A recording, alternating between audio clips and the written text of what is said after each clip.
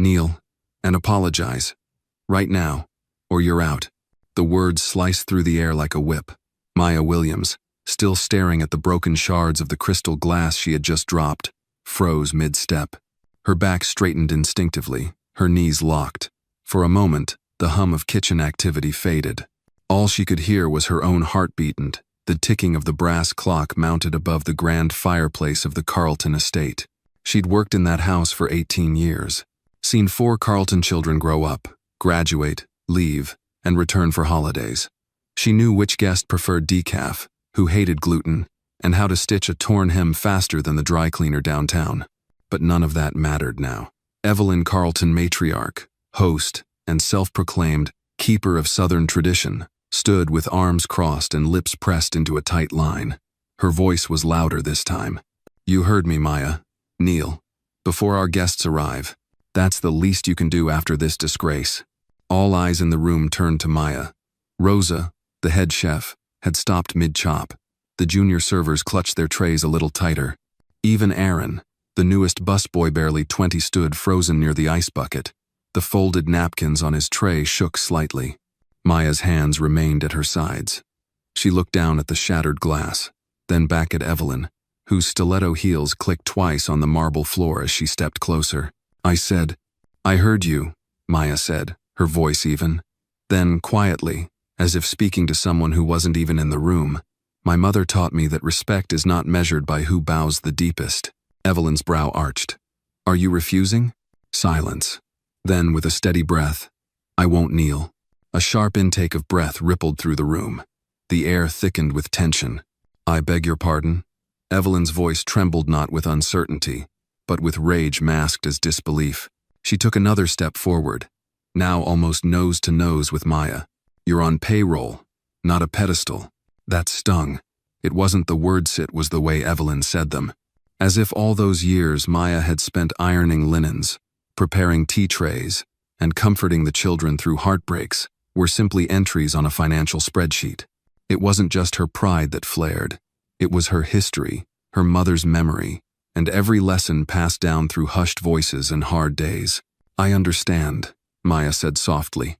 Evelyn's smirk was quick, triumphant. "I understand that I can no longer stay here."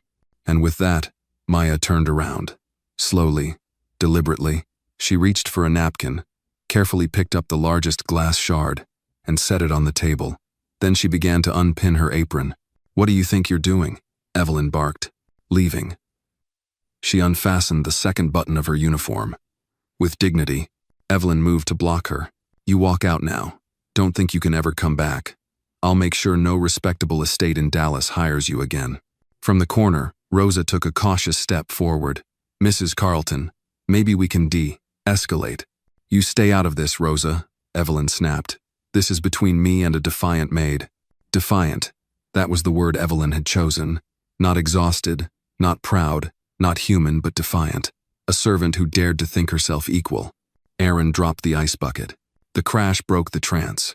Water and cubes scattered across the floor. All heads turned. He looked pale, but his chin was lifted. Think she's right," he said, barely louder than a whisper. "What did you say?" Evelyn's voice shrieked. Aaron swallowed. "She didn't do anything wrong. It was a glass. It happens." "You're fired too," Evelyn spat. "Go join your friend." Rosa dropped her knife. The clang was sharp, final. "If she goes, I go." Evelyn turned, now unsure who to rage at first. "Anyone else?" Maya asked softly, still not raising her voice. "Or is it just me who thinks kneeling shouldn't be a condition of a paycheck?" Her words didn't call for rebellion, but they sparked something. An older dishwasher stepped away from his station. One of the decorators paused mid-flower arrangement. A server wiped her hands and folded her apron neatly. Maya walked slowly down the main hallway, past portraits of plantation ancestors, past rooms she knew better than her own apartment. Every step she took felt both terrifying and free. She remembered her mother's hands wrinkled, strong placing a Bible in her palm when she was 10. "There will be moments," she had said, "when the world asks you to forget who you are. Don't." Outside, the sun had just broken through the clouds, sending slanted light across the Carlton lawn. Inside, Evelyn Carlton stood alone in a room full of silence, and the glass, still glinting in fragments on the floor, caught the light like quiet defiance. The front door closed behind Maya with a muted click, but it might as well have been a cannon shot. Her shoes tapped against the stone steps as she walked down the long drive, past magnolia trees and flower beds she had helped plant 15 springs ago.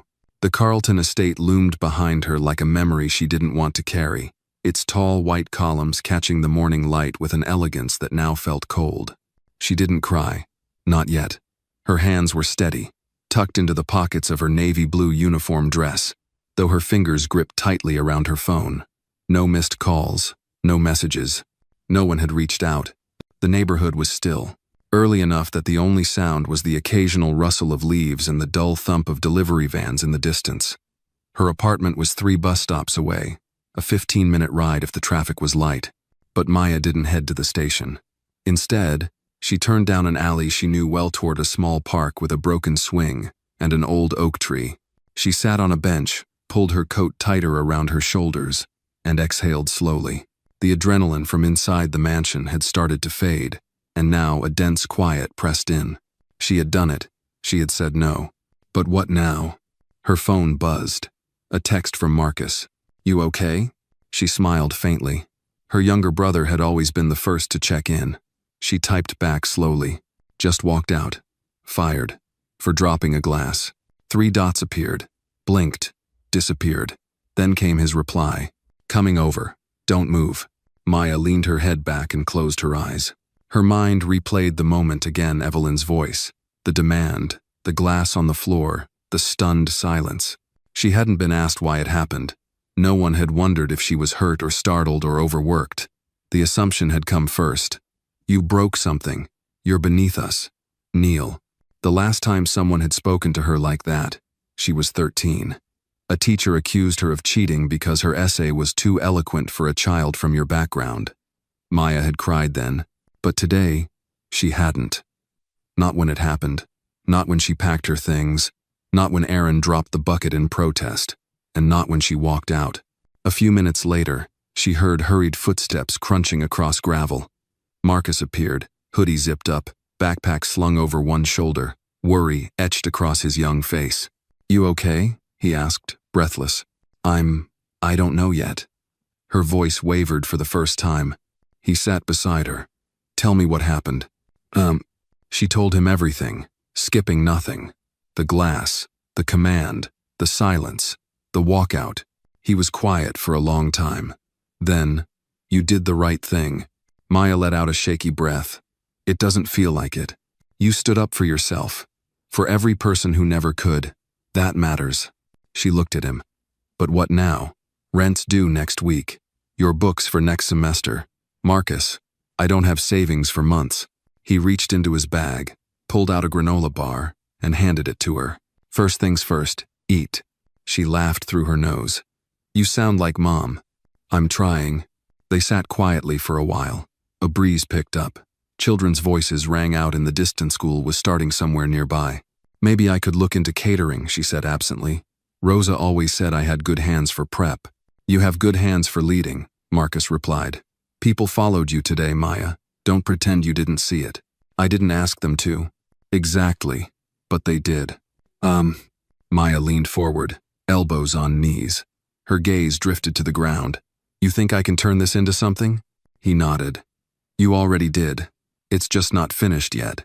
Her phone buzzed again. This time, it was Aaron. "You okay?" "I quit too." Rosa did. "Everyone's talking. You lit a match." Maya read the message twice. She didn't reply yet. Her fingers hovered over the screen. Something inside her stirred a strange mix of fear and responsibility. She hadn't meant to start a fire, but it was burning now. Across town, Evelyn Carlton sat in her sunroom, trying to call backup chefs and replace staff. The florist hadn't returned her messages. The band was double booked. And Emily, her daughter, was upstairs in tears, panicked about rumors on social media. None of that mattered to Maya at the moment. What mattered was the silence on the bench, the choice hanging in the air. She could go back to safe, try to blend in, find another job, act like this was just a flare-up. Or she could lean into the discomfort and see what came next. Her mother used to say, "You can't control who knocks you down, but you decide whether you get up crawling or standing." She stood up from the bench. "Come on," she said to Marcus. "Let's go home." He rose beside her. "You sure?" "Number," she smiled. But that never stopped Mom either. As they walked away, Maya's phone buzzed again. A name she didn't recognize popped up, Caleb Monroe. A short message followed. "Miss Williams, I saw what happened. I'd like to talk. We may have an opportunity." She stared at it for a long second, then slipped the phone back into her coat. "Not yet, but maybe soon. If you believe Maya's actions deserve recognition, give her a like. And don't forget to leave a comment telling us where you're watching this video from. Who knows, someone nearby might be following this story too." The Carlton estate didn't breathe the same after Maya left. The air felt dense, like the storm was just waiting for its cue. Rosa returned to the kitchen that morning, but not to cook. She stood behind the prep counter, removed her apron, and stared at the list of lunch items still pinned to the corkboard. Then, without a word, she folded the apron into a tight square and placed it on the stainless steel surface like a flag folded at a soldier's funeral. "You're leaving?" asked one of the young pastry assistants, barely out of high school. "I don't work in a place that punishes dignity," Rosa said flatly. The assistant blinked. "But the wedding's in 3 days." Rosa looked her dead in the eye. "That's their problem now." Upstairs, Evelyn was on her 5th phone call, trying to secure another catering crew. Her tone alternated between syrupy charm and clipped threats. She'd blamed the staff's walkout on personal drama and was working overtime to convince vendors the incident was overblown. But she couldn't erase the whispers already circulating among the decorators, florists, and stylists preparing for the big day. One designer, overhearing Evelyn call Maya a hysterical servant, texted his assistant, "Start packing, we're out." By noon, 3 more workers had left. 2 servers said they had family emergencies. The florist's assistant quietly slipped a thank you card onto Maya's old locker before leaving. The petals of the bouquet they'd planned were wilting faster than Evelyn's authority. Meanwhile, across town, Maya stood at the kitchen sink of her apartment, staring blankly at a mug of tea gone cold. She hadn't slept. Marcus was at school, and the apartment, usually buzzing with his music and clumsy dishwashing, was now silent. She opened her phone and reread Caleb Monroe's message for the 10th time. "Miss Williamsy saw what happened. I'd like to talk. We may have an opportunity." Who was this man? She Googled him. An event planner, semi-retired, known for bold, socially conscious work. He once staged a wedding where guests had to bring donations for a food bank instead of gifts. His profile showed a gray-bearded black man in a navy blazer, arms crossed with a smirk of someone who'd seen enough of the world to stop pretending. She hovered over the reply button but didn't type. Not yet. The buzz of her phone startled her. This time, it was Aaron. "Rosa's out. Chef team 2. It's spreading. You okay?" She hesitated, then typed back. "I'm watching from the sidelines. Not sure what to feel. Feel proud. You made them see." Before she could respond, a knock echoed from her front door. She approached cautiously. Marcus wasn't due home yet, and no one ever visited unannounced. Through the peephole stood a tall man in a gray coat, calm eyes, familiar from the photo. "Miss Williams?" he said through the door. "Caleb Monroe. I sent the message." Maya hesitated, then opened the door part way. "You tracked me down?" He smiled. "I tracked truth down. It happened to lead here." She blinked. "I'm not looking for attention. You're not. But attention found you. And you have a choice now." She opened the door wider, gesturing to the couch. "Talk." They sat. She folded her hands, waited. Caleb leaned forward slightly, resting his elbows on his knees. "I've worked in events for 30 years. Weddings, galas, fundraisers. And in all that time, I've seen a lot of beautiful things ruined by ugly power. But what happened at that estate? That was different. I didn't ask to be a symbol," Maya said. "Number, but you stood when others bowed. And the room changed." She looked at him. "I lost my job." He nodded. "You did, but you also opened a door. What you do next matters. To you, and to others watching." He reached into his coat and handed her a folder. Inside was a proposal and idea to launch a new kind of event service. one where dignity wasn't optional, where workers had voice, where culture and equality mattered as much as presentation. "I can't fund it alone," he said, "but I have allies. You'd be the face, the spine." She closed the folder. "That's a lot to ask of someone who just broke a glass." He smiled gently. It wasn't the glass that shattered, it was silence. That night, as the city dimmed and porch lights flickered on across the neighborhood, Maya stood by the window, holding the proposal. The streets outside were quiet. She could hear laughter from a nearby home, someone's dog barking at a passing bike. She thought of her mother, who worked 2 cleaning jobs and still found time to braid her daughter's hair before school, who'd once whispered to her while mending a blouse, "They'll try to shrink you, Maya. Don't fit their mold. Break it." She didn't know if she was ready to build something new, but she knew she couldn't go back to shrinking. She sent a message. "Mr. Monroe, let's talk again tomorrow. I think I'm ready to listen." At precisely 9:05 the next morning, the Carlton Estate's massive front gate groaned open to let in the florists, what remained of them, anyway.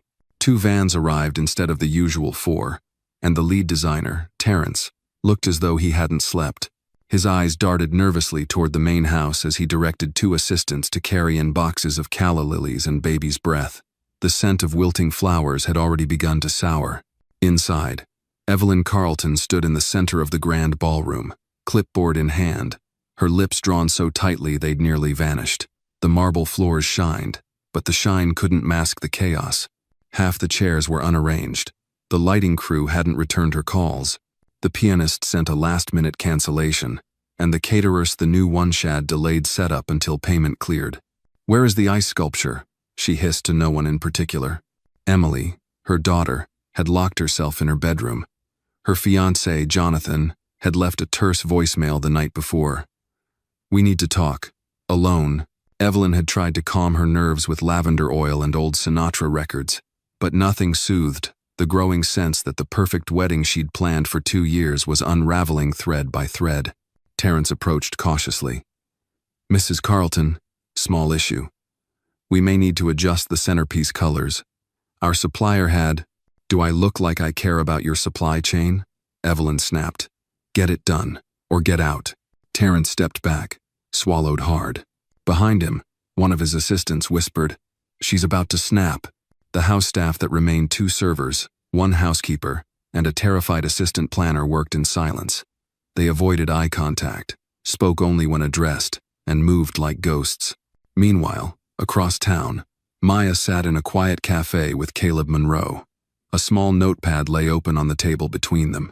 They were surrounded by soft jazz and the clinking of porcelain cups. Caleb sipped his black coffee, then tapped the pad with a pencil. "What would you call it?" he asked. Maya smiled slightly. "Call what?" "The venture. The new thing you're building." "I don't know yet. I haven't even said yes. You're here. That's yes enough for today." She leaned back. "It's scary. I've never run anything. You've run a home, held a job for almost 2 decades, raised a sibling, navigated dignity in a world that tries to erase it. What do you think CEOs do?" She paused. "Lose sleep, make speeches." He chuckled. "You've got the second part down." She stared out the window for a moment. A mother walked by pushing a stroller, humming a tune under her breath. Across the street, 2 older men argued playfully over a game of dominoes. "Life, still happening. Freedom events," she said quietly. Caleb raised an eyebrow. "Say more." "It's what I wanted the other day. Just freedom. To work. To live. Without being small." He nodded slowly. "That's powerful." She traced the rim of her coffee cup. "But how do I start?" "With the truth. Your story. You tell it. Then you invite others to join. It grows." Back at the Carlton estate, Jonathan finally returned. He parked his car with a screech and marched through the front doors. Evelyn rushed to greet him, arms open like she hadn't just ignored his call 12 hours earlier. "Darling," she cooed, "thank goodness you're here. Things are a bit unsettled, but nothing we can't fix." He held up a hand. "Where's Emily?" "In her room, resting. She's been quite emotional. I tried calling you." "I saw the footage," he interrupted. Evelyn blinked. "What footage?" He pulled out his phone.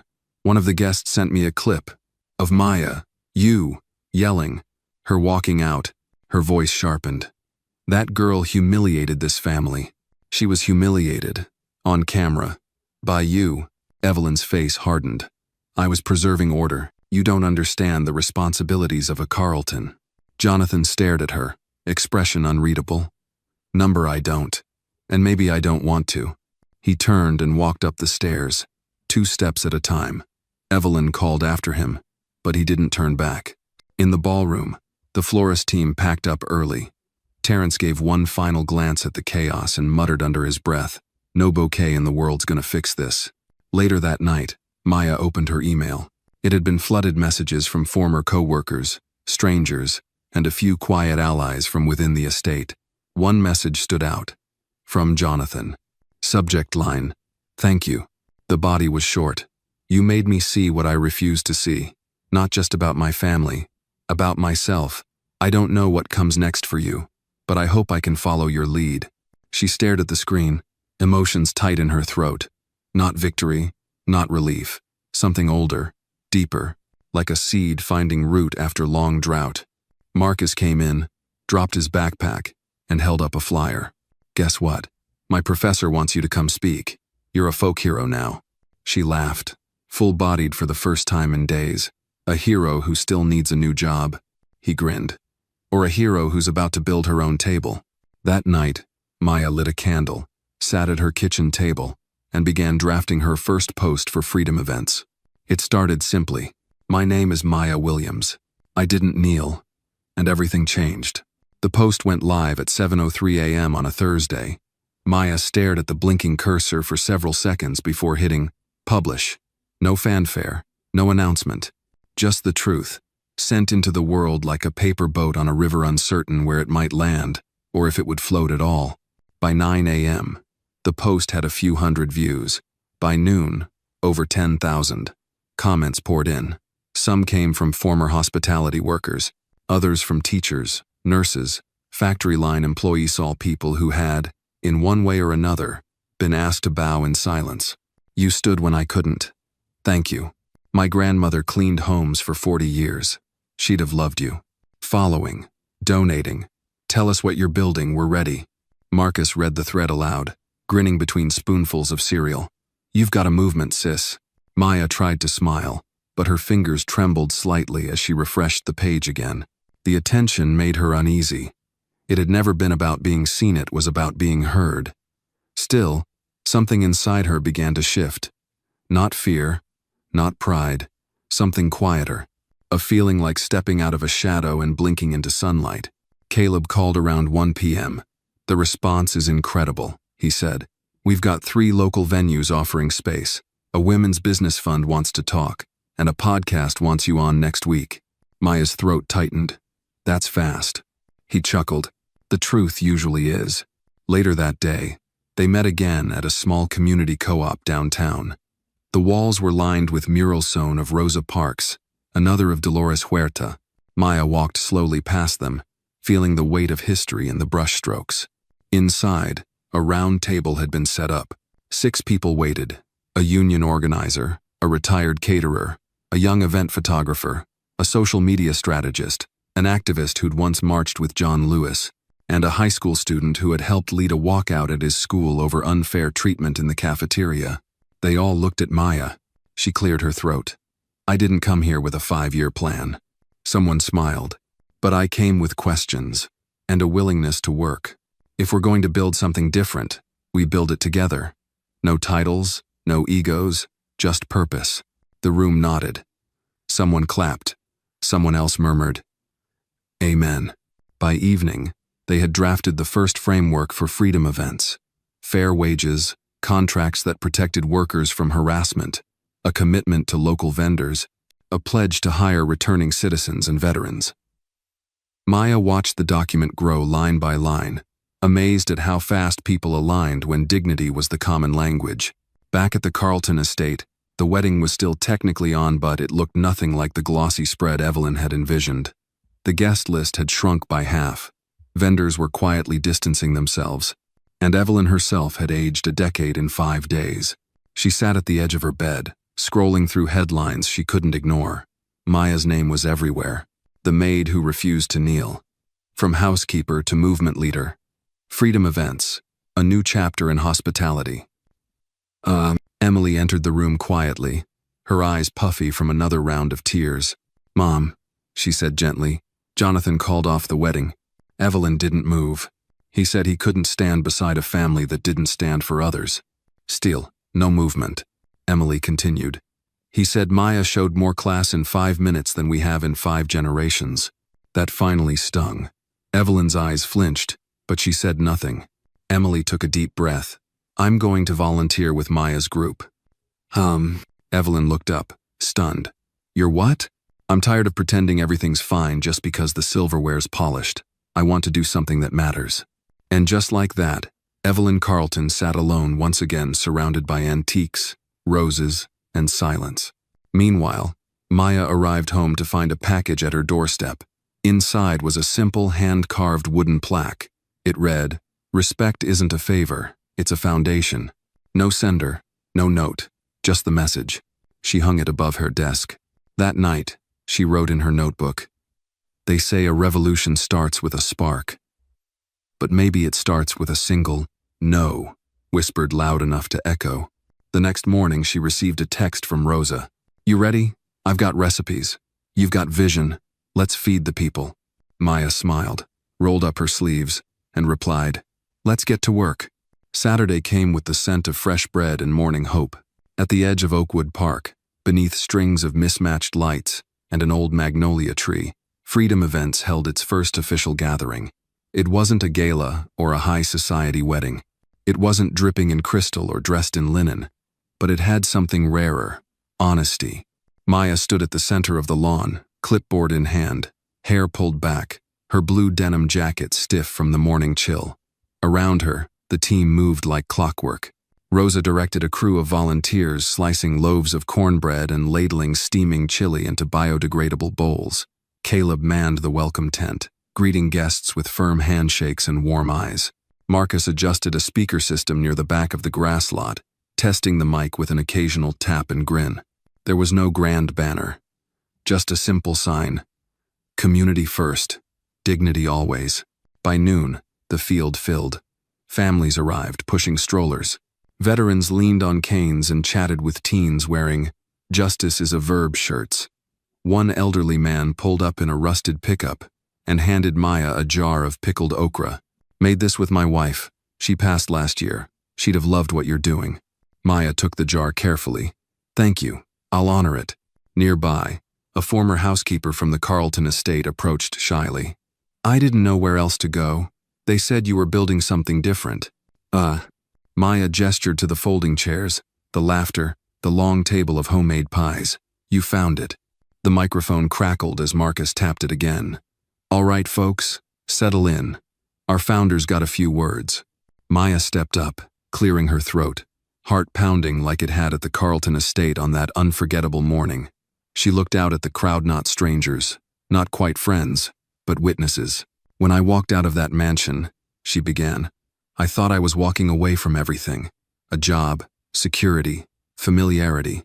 But I wasn't walking away. I was walking toward." She paused, searching for the right tone. "Toward a future where no one has to choose between their dignity and their paycheck. Where work is honored, not exploited. Where service isn't synonymous with silence." The crowd murmured in agreement. Someone clapped. A child chased a butterfly near the pie table. "This," she gestured around her, "is just the beginning. And I didn't do it alone," Caleb believed. Rosa cooked. Marcus lifted every box, and every one of you showed up. She lowered her voice slightly, emotion cracking through. "I'm not a politician, not a preacher. I'm just someone who finally said no and hoped the world was still listening." Applause rose, not thunderous but steady, like rain on an old tin roof, constant, grounding. After the speech, guests shared stories over lunch. A custodian from the county courthouse told of years cleaning after officials who never learned his name. A single mom recounted being fired for speaking up when her supervisor touched her inappropriately. A bus driver spoke of passengers who treated him like air. No one interrupted. Everyone listened. Late in the afternoon, a young woman approached Maya with nervous eyes. "I'm a wedding planner," she said. I heard what happened at the Carlton house. I left my firm last week. They told me I was too loud when I spoke up about mistreating the kitchen staff. Maya nodded gently. What are you looking for? A place where loud is good, she replied. You just found it. By evening, the tables had been cleared, the lanterns dimmed, and the last pot washed. Maya stood alone beneath the magnolia tree, the twilight turning gold above her. Caleb approached, hands in pockets. Not bad for a first day. She exhaled deeply. It didn't collapse. He grinned. It rose. There's a difference. She smiled faintly. There's a long way to go. Good. Roads worth walking always are. He reached into his coat, handed her a single white envelope. Media request. A reporter from the Chronicle wants to do a piece on you. Says you're the voice of the working class. Maya hesitated. I'm not sure I'm ready to be a voice for anyone but myself. Caleb looked at her. That's what makes you the right voice. She tucked the envelope into her bag, suddenly aware of how tired her feet were, how full her heart felt. As they walked toward the street, Marcus waved from the car. You're not going to believe this, he said. Emily Carlton just followed you on social media, and she left a comment. Maya blinked. What? Marcus read aloud. She said, I grew up in a house with chandeliers and no courage. Thank you for teaching me both can shine. Maya stared out into the night, the hum of streetlights overhead, the scent of leftover cornbread on her sleeve. She whispered, mostly to herself, maybe broken glass leads to brighter windows. And with that, she turned toward the next sunrise. 3 days after the Freedom Event's launch, Maya received her first formal request for a private event. It came not from a wealthy client or a glossy planner, but from the janitors' union of a local community college. They were celebrating 20 years of organizing and wanted to mark it with a banquet that felt, as the email read, like we matter. Maya reread the message twice, heart heavy with something that felt like reverence. She replied immediately, it would be our honor. By the end of the week, Freedom Events had 3 more Inquiriestuo community birthday celebrations and a small wedding. Word was spreading faster than Maya expected. Rosa had brought in her cousin Ernesto to help with logistics. Marcus was sketching out ideas for a mobile kitchen truck they could retrofit. Caleb was fielding media inquiries and filtering out the circus from the sincere. And Maya? She spent her mornings walking the park, sorting through her thoughts while squirrels darted across the dew-covered grass. It was in these quiet moments that she felt the weight of what was building. But with attention came friction. On Thursday afternoon, while packing up supplies at the co-op, Maya's phone buzzed with a call from an unknown number. She hesitated, then answered, a woman's voice, low and composed. Miss Williams, this is Margaret Delane from the Carlton legal office. Maya froze. Margaret continued, this is a courtesy call. Mrs. Carlton is requesting the immediate removal of any public statements that reference the Carlton estate or her family by name. Maya remained silent. She has not filed any legal motion yet, but she believes your public narrative is causing reputational harm. I'd advise caution. Maya's voice, when it emerged, was quiet but clear. I didn't name anyone. I told my story. Nevertheless, the woman said, her tone tightening, some would prefer the past remain private. Maya paused, then replied, some of us don't get that luxury. She ended the call and slid the phone into her back pocket, her pulse quickening. For a moment, she leaned against the wall, grounding herself.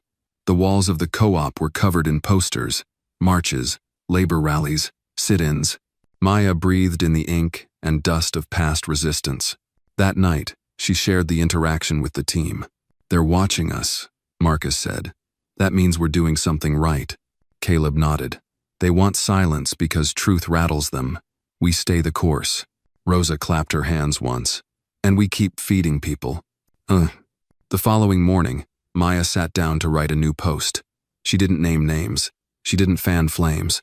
She simply wrote, when those in power fear the stories of those they once overlooked, it means those stories carry weight. We will not erase ourselves to keep others comfortable. It was shared over 100,000 times in 2 days. At a nearby college, a professor played it aloud in a civic ethics class. At a hair salon in Birmingham, a stylist read it between clients and wept. A local journalist emailed Maya asking for an interview. She agreed, cautiously. The piece ran 2 days later. A stand against silence: how one woman is changing the celebration industry. The reporter did his homework, highlighted Rosa's recipes, Marcus's technical work, and Caleb's activist past. He quoted Maya saying, "You can only be invisible so long before your shadow starts talking." That same week, a surprising email landed in her inbox. Subject: an invitation. Sender: Emily Carlton. Maya stared at it for several minutes. Inside: "I don't expect you to respond, but I wanted you to know I left the estate. I'm interning at a legal aid nonprofit. Your story cracked something in me, and I think that's the first step toward healing. Thank you." Maya didn't reply, but she read it twice, heart full of something she couldn't name. On Sunday, they held their second public event, a dignity dinner for local seniors. Fold-out tables lined the community center, covered in gingham cloths. Old jazz played from the speakers. Children served plates of roast chicken and sweet potatoes. The elders told stories between bites of marches, factories, hard choices, and lost names. Maya sat beside an 84-year-old woman named Miss Evelyn, not the same Evelyn, but a kinder echo. "You got the fire in you," Miss Evelyn said, patting Maya's hand. "Don't let it go cold." Maya smiled. "Sometimes I wonder if I'm doing too much." "No, baby," the woman said, her voice like gravel and honey. "You're doing what's overdue." That night, Maya walked home alone. The street was quiet. A gentle breeze blew cherry blossom petals across the sidewalk. She felt the ground beneath her more than usual. She thought of her mother again, how she used to sing while scrubbing floors. And suddenly, Maya whispered aloud, "I think we're finally standing tall enough for her to see us." "Hi." A car passed slowly, its headlights casting long shadows. Maya looked forward, toward tomorrow, toward more stories waiting to be heard. The knock came just after sunrise. Maya was still in her robe, nursing her first sip of coffee, when 3 short raps echoed from the front door. For a moment, her body tensed. Not fear, exactly, but that old instinct of being caught off guard by the world before you've had a chance to armor up. She opened the door slowly. Standing on the other side was a tall, older black man with a hat in his hands and a nervous smile playing on his lips. "Miss Williams?" he asked, voice deep and cautious. "I'm Maya," she said carefully. "Can I help you?" He nodded slowly. "My name's Samuel. I used to work maintenance at the Carlton estate. 31 years. Maya blinked. She hadn't seen him the day she walked out. She wasn't even sure he still worked there. He looked down, voice soft. "I heard what you did, and what you're building now. I've been meaning to come by." She stepped aside. "Come in." They sat at the kitchen table. Maya poured him coffee, and he stirred it slowly, silently, as though the rhythm of the spoon helped him find the words. "I should have said something that day," he finally whispered. "When I saw what they did to you, I wanted to step in, but after so many years of keeping my head down, I didn't know how to lift it anymore." Maya watched him carefully. "You're here now?" He nodded, eyes wet. "I walked out 2 weeks ago. Told them I wouldn't be part of any place that punished people for standing upright." A silence settled between them, not awkward but reverent. Then he reached into his coat pocket and pulled out a crumpled photograph. It was a black and white image, 4 young staff members in white uniforms, standing in front of the Carlton mansion, decades ago. One of them was Samuel, 20-something, smiling with full cheeks. "I've been thinking," he said. "What if we gathered the old crew? The ones who left, the ones who aged out, the ones who were never thanked. What if we told their stories too?" Maya stared at the photo, the faces frozen in time. "You're talking about history. I'm talking about truth, before it disappears." She leaned back slowly. "We'll call it the Legacy Project." He smiled. "I like that." That afternoon, she shared the idea with Caleb, Rosa, and Marcus. They were in the co-op kitchen, testing recipes for a new community brunch event. Rosa put down her spatula. "I know 3 women who worked there before me, all retired now. They've got stories." Caleb nodded thoughtfully. "We'll need a videographer, archiving, maybe oral histories." Marcus tapped his phone. "I got a film student friend. She owes me 2 favors." The plan was simple. Record the voices of those who'd once been invisible. Give them a platform. Honor their labor. Let the world know their names. A week later, They hosted their first legacy circle at a local library's community room. 15 former service workers showed up: maids, gardeners, nannies, cooks. Some came with walkers, others with their grandchildren. Maya welcomed them with fresh lemonade and quiet grace. Samuel stood at the front and told his story first. He spoke of being 19 and working his first summer on the estate, how he was once denied a day off to attend his mother's funeral, and how he carried that ache for 40 years. When he finished, no one clapped. They stood, silent, hands on hearts, heads bowed. Each story after that added another thread to the tapestry. A nanny who had taught a child to read while being called the help, a cook who once saved a guest from an allergic reaction and was never even thanked, a gardener who lost a finger to old machinery and received no compensation. Maya watched it all with a reverence that bordered on spiritual. She wasn't leading this part, just witnessing, holding space. After the session, one of the older women, Dolores, pulled Maya aside. "You're building a house," she said, "but it ain't made of bricks. It's made of memory. That's stronger." Maya choked back tears. "I just want them to know they mattered." Dolores grinned. "Then say it again. Say it until even the ones who never listened can't forget it." That night, Maya uploaded the first Legacy Circle video online. The views climbed steadily. Comments flooded in from children and grandchildren of the people featured. "That's my uncle. He never talked about those years. My mother cleaned that estate in the 80s. I never knew what she endured. This is healing our family." Within days, media outlets picked up the story. One headline read, "Where the real history lives: Maya Williams and the voices that built the South." Evelyn Carlton, now confined mostly to her private residence, read the article through narrowed eyes.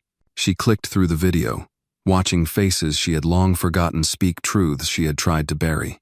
"Turn it off," she snapped at her assistant, but it was too late. The voices were already out. And Maya?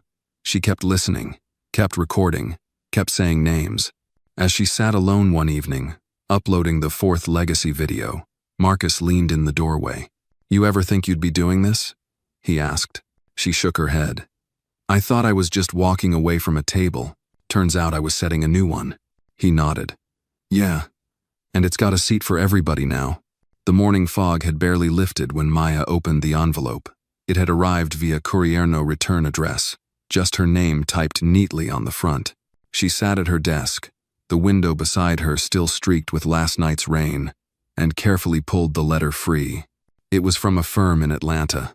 Not just any firm, but one known for managing the reputations of the wealthy. A polished letter, crisp and impersonal. "Miss Williams," it began. "On behalf of the Carlton family, we extend an offer for private mediation. Our client is prepared to make a substantial donation to your organization, as well as provide a formal apology contingent on a mutual agreement to cease any further public commentary regarding the Carlton estate or its members." Maya stared at the page, every line a calculated pressure point. No mention of wrongdoing, only misunderstanding. No acknowledgement of the videos, the voices, the stories unearthed. Just a tidy sum to sweep history back under the rug. She picked up her phone and dialed Caleb. "They're trying to pay us off," she said. He sighed. "We knew this would come. They called it a donation. That's what hush money is called when written in cursive." Maya laughed, bitter and quiet. "They're scared." Caleb's voice sharpened. "And you're powerful, because you didn't just leave the table, you flipped it." Ugh. Later that day, she called a team meeting. They gathered in the co-op's back room, the one with mismatched chairs and a whiteboard covered in half-erased ideas. Rosa brought cinnamon rolls. Marcus brought a Bluetooth speaker in defiance. Maya laid the letter on the table. "They want silence," she said, "in exchange for support." Marcus raised an eyebrow. "Support like that has strings thick as chains." Rosa wiped her hands on a napkin. "If they want peace, they can start by listening, not buying." Caleb nodded. "So what's next?" "We go bigger," Maya said. "We make sure no one thinks this is just about one estate. We shine the light broader." And so they launched Invisible No More, a traveling exhibit of the Legacy Project. First stop, a civic arts center in Nashville. They transformed the space into a living archive. Walls lined with photographs, audio booths for oral histories, timelines of labor rights in the South. In the center stood a single chair, roped off gently. A plaque read, "The seat refused," in honor of all who were asked to kneel and chose instead to stand. Opening night was packed. Maya stood quietly off to the side, watching people move through the exhibit, some silent, some tearful, some scribbling notes feverishly. One woman clutched her chest and whispered, "That's my aunt's voice. I haven't heard it since she passed." A young boy pointed to a photograph and said, "That looks like Papa when he was young." His mother nodded, eyes misty. "He never told me he worked nights as a butler." Journalists attended. So did college students, local activists, and even a few curious former elites' faces Maya recognized but didn't confront. Let them see, let them hear. At the end of the night, Maya took the stage. Her voice was steady, measured. "We don't seek revenge," she said. "We seek memory. We seek justice that doesn't come with commas and conditions. We seek dignity not only in the living, but in the stories of those who never got their due." Thunderous applause followed, not flashy, but insistent. After the crowd thinned, Emily Carlton appeared. She approached Maya slowly, a visitor in a world she once ruled. She held a folded paper in her hand. "I resigned from the nonprofit," Emily said. "They weren't doing the work they claimed. I want to help here. If you'll let me." Maya took the Papera proposal for fundraising through ethical partnerships. "You sure you're ready for this side of things?" Maya asked. Emily nodded. "I'm ready to learn." Maya didn't smile, but she didn't say no. That night, as she walked home under the halo of street lamps, Maya checked her phone. Messages from 3 more cities asking to host the exhibit. One from a major university, one from a church in Detroit. The truth was moving now, unstoppable, unbought. When she got home, Marcus was waiting on the stoop. "Mail came," he said, holding up another envelope. Maya opened it with cautious hands. Inside was a second offer, larger sum, more desperate tone. She didn't read it aloud. Instead, she walked to her kitchen, lit a candle, and set the letter beside it. Then she took out her journal and wrote, "They offer silence. We answer with stories, and stories never burn." The invitation arrived in the form of an email late one Friday evening. Subject line, "Keynote request, National Equity Summit, Washington, D.C." Maya reread it 3 times, half expecting the screen to flicker and vanish like a dream. But it was real. The summit was a major gathering of civil rights leaders, educators, activists, and policymakers. They wanted her to speak, not just on a panel, not in a breakout room. They wanted her as the closing keynote speaker. She sat alone in her apartment, lights dim, the sounds of the city humming outside. Her fingers hovered over the keyboard. Then, with steady resolve, she replied, "Yes, I accept." 2 weeks later, she stood backstage at the grand hall of the convention center. Her palms were damp, her breath slow but shallow. Caleb adjusted her microphone gently, eyes calm. "You don't have to be perfect," he said. "You just have to be true." She nodded, swallowed hard, and stepped forward as her name echoed over the speaker system. Maya Williams, founder of Freedom Events and the Legacy Project. Applause followed, polite at first, then growing. She walked to the podium, glanced down at her notes, then looked up at hundreds of expectant faces. "I never meant to start a movement," she began. "I just refused to kneel." A silence settled over the crowd, not of disinterest but of reverence. "I worked in a house where the chandeliers sparkled brighter than the people serving beneath them, where names were forgotten but duties were remembered, where being quiet was considered professionalism and dignity was optional." She let that linger. "But then I dropped a glass and the world changed."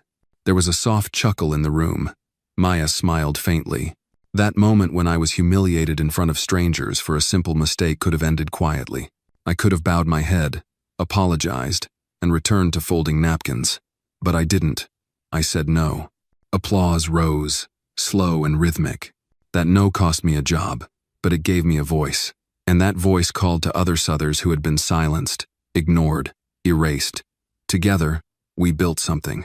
Not a business, not just an organization, but a remembering. She shared the story of the Legacy Project, of Samuel's photograph, of Dolores's wisdom, of the exhibit traveling across cities and states. She spoke of the offers she refused, the donations turned down, The silence she rejected. Then she paused. I stand here today not because I am extraordinary, but because I believed ordinary people deserve extraordinary respect. The room erupted. Afterward, people approached her in waves: teachers, janitors, senators, students. Some cried. Some simply placed their hands over their hearts. One woman pressed a necklace into Maya's palm. This belonged to my mother. She cleaned houses her whole life. You speak her name now. That night, Maya walked back to her hotel room alone. She took off her shoes, sat on the floor, and opened her laptop. Emails flooded in, invitations, partnerships, praise, but among them was one that stopped her cold. From Evelyn Carlton. Subject: for what it's worth. Maya stared, then clicked. The message was brief. I watched your speech. I felt shame, yes, but also understanding. You were never invisible. I just refused to see. I can't undo what I allowed, but I hope someday you'll believe that I am trying to change. For what it's worth, thank you.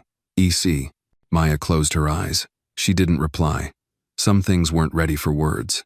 Instead, she opened a blank document, typed the heading, Freedom Events Expansion Proposal. A second line, East Coast Division, led by Emily Carlton. Some bridges weren't rebuilt. They were redesigned entirely.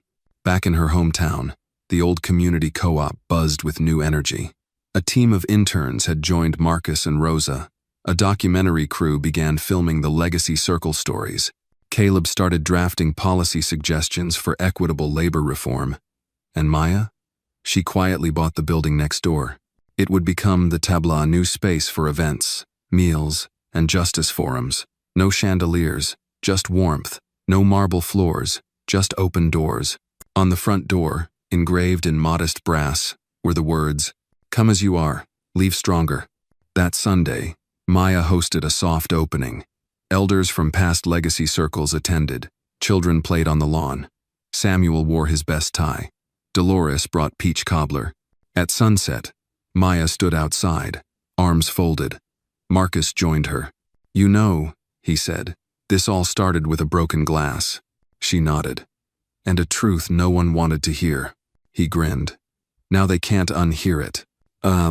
As laughter drifted from inside, Maya looked up at the evening sky.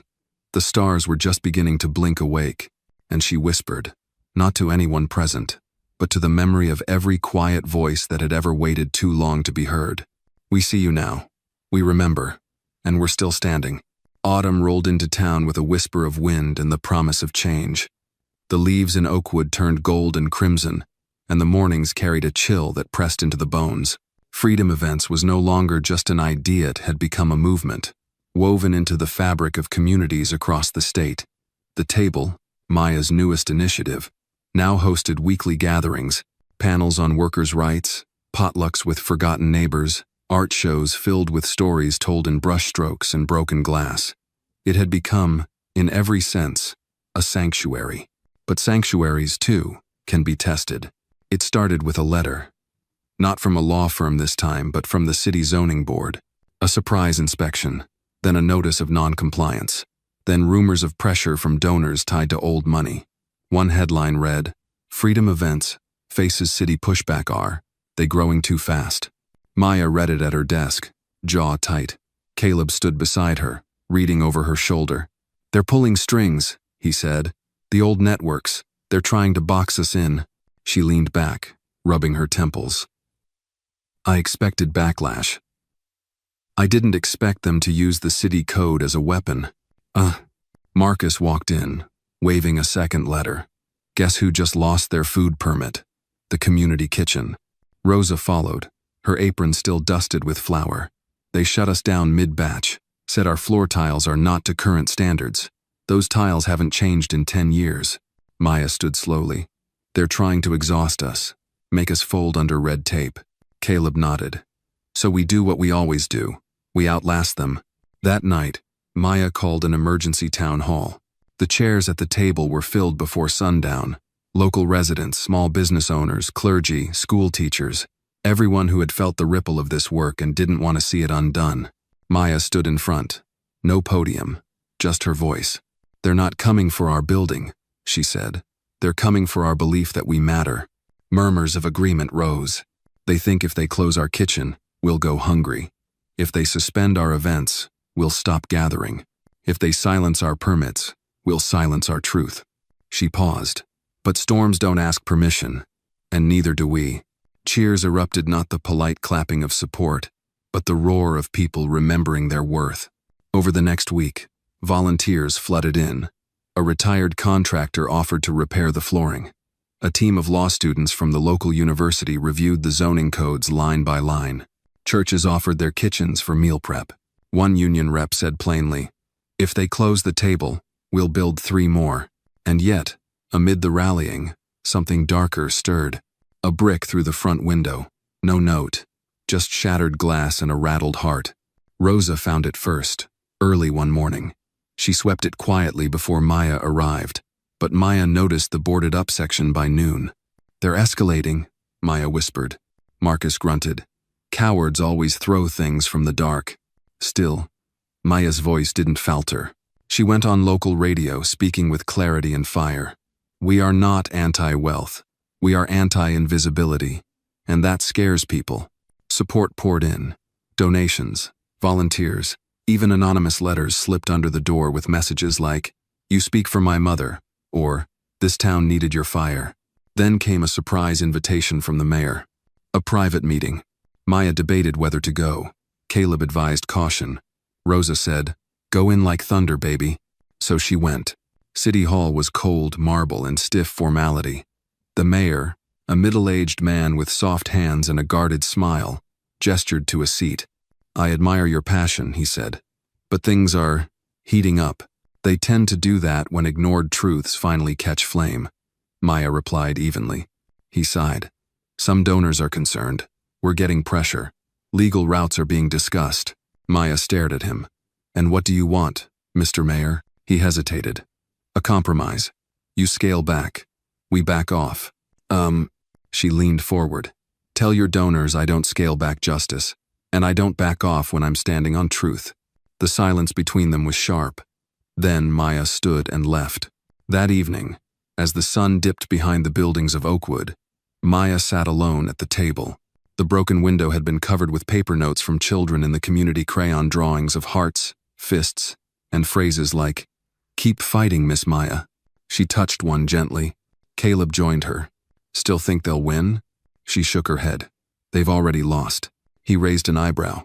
"Because we've already changed the story. And stories, once freed, don't go back into cages." He smiled. "So what now?" "Now?" Maya looked up. "Now we prepare for the next battle, and we sharpen our light." It was early spring when the summons arrived, a formal hearing to determine whether the table would be permanently shut down for zoning violations and operational overreach. The date was set for the 3rd of April. The news rippled through Oakwood like a crack of thunder across calm water. Maya read the notice aloud to the team, her voice calm but eyes hard. "We knew this day would come. Now we decide who we are in it." The week leading up to the hearing, Freedom Events became a hive of preparation. Rosa coordinated food deliveries to displaced families as community kitchens paused operations. Caleb gathered testimony from elders who had spoken at legacy circles.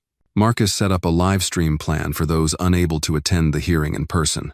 Maya rehearsed quietly in the evenings, not her speech but her breath, her grounding, her certainty. When the 3rd of April arrived, the courthouse steps were filled before sunrise. Elders in folding chairs, children with hand-drawn signs, local musicians playing gentle protest songs, clergy in robes, nurses in scrubs, janitors in work boots, and right in the center of it all, Maya in a navy suit that once belonged to her grandmother. The hearing room was full. The zoning board sat behind a long desk, 5 members, 2 of whom glanced at Maya with a flicker of recognition. A city attorney presented the case with clinical detachment. "The table has failed to meet several structural requirements: unauthorized use, traffic congestion, fire code infractions." Maya was invited to respond. She stood, adjusted the mic, and looked directly at the board. "My name is Maya Williams. I am the founder of the table, and everything said here today may be technically correct but morally bankrupt." A quiet gasp rippled across the room. She continued, "Yes, we served too many meals. To people who hadn't eaten in days. Yes, We hosted too many gatherings, of neighbors who hadn't spoken in years. Yes, we opened our doors too wide, because too many doors before us had been slammed shut. She drew a breath. And if that makes us guilty, then we stand guilty, together. She stepped back. Then something unexpected happened. Samuel, the retired maintenance man, stood up. I worked in silence for 31 years, but not today. He approached the mic. The table reminded me I still have a voice. Then Rosa. I've cooked in more kitchens than I can count, but only one ever called my food sacred. Then Caleb. We're not just fighting for a building, we're defending a future. Then came Dolores, then a nurse, then a young man who had once been homeless. One by one, voices rose not loud, but unwavering, testimonies of dignity, stories once silenced, now thunderous in their gentleness. The board recessed. Outside, the crowd waited under a growing sun. Maya stood in the center, surrounded by the people she once served and now stood beside. The mayor arrived not with threats, but silence. He looked at Maya, and she nodded once. He stepped into the building without a word. Hours later, the board returned. A decision was read. In recognition of community impact, cultural value, and public support, the table is hereby granted a full operational permit, with all prior citations dismissed. The cheers erupted like a dam breaking. Maya's knees buckled slightly, but Marcus was there, lifting her up with one arm. "You did it," he whispered. She shook her head. "We did." That evening, the sun dipped low over Oakwood, as candles were lit across porches. At the table, now fully cleared, they hosted a celebration not grand, but profound. No speeches, no banners, just music, food, laughter, and the weight of survival turned into joy. Emily Carlton arrived quietly, bringing with her the first draft of a bill crafted with Maya's guidance proposed statewide protections for grassroots community centers. "It's called the Williams Act," she said. "If you're ready to take it further." Maya took the folder, eyes wet. "I think we already have." Later that night, she stepped outside alone, into the crisp spring air. The streets were quiet again, but not silent. There was a hum of voices remembering, feet returning, stories walking taller than they ever had. She looked up at the stars, then down at her hands. The same hands that once dropped a single glass and were told to kneel. Now those hands had lifted an entire community. "We stood," she whispered to the wind, "and we're still standing." And somewhere in the distance, though she could not see them, Maya knew others were rising too.